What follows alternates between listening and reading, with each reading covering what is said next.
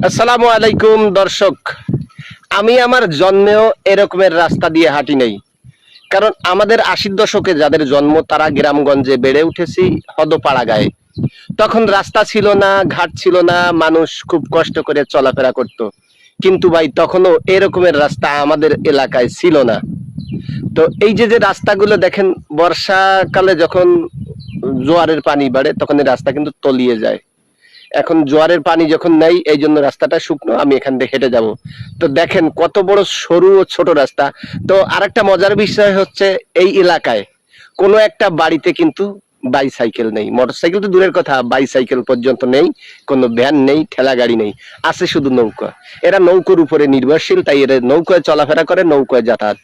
আমার পিছনে যেদিকে যাবেন দেন আপনারা দেখেন, এই যে রাস্তাগুলো দেখেন, এই রাস্তা দিয়ে রাতের বেলাও হাঁটাচলা করে মানুষ।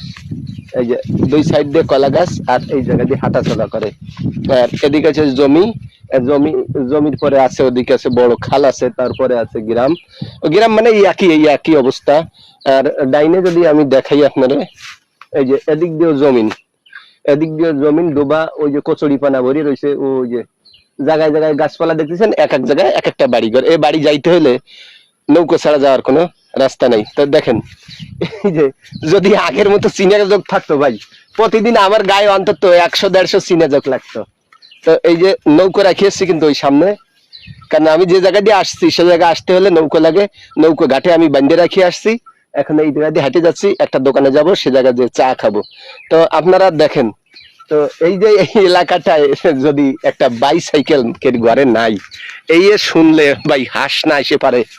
আর দ্বিতীয় কথা হচ্ছে কি, এই এলাকার ছেলে পেলে দেখলাম শিক্ষিত না, স্কুল কলেজে যাওয়ার মতো পরিবেশ এদেরকে দেখলাম না। এরা ছোট ছোট মানুষ দেখছি, ওই যে কি কাজ করে, যে কচুরি পানা আছে না, এই যে কচুরি পানা, এই যে কচুরি পানা দেখতেছেন, এই যে কচুরি পানা, এগুলো কাটিয়ে নিয়ে শুকাইয়া, রোদি শুকাইয়া এগুলো বিক্রি করে। এক এক কেজি এই কচুরি পানার ডাগুয়া বলে এরে। তো ওর এক এক কেজির দাম হচ্ছে ৫২ টাকা, ৫৩ টাকা। তো ওরা এগুলো দিন ভরে কাটিয়ে রোদি শুকায়, তারপরে এগুলো বিক্রি করে, তো ভালো টাকা বিক্রি করে। তো যাই হোক, আর কোন এলাকায় আছি সেটা আর কি বললাম না।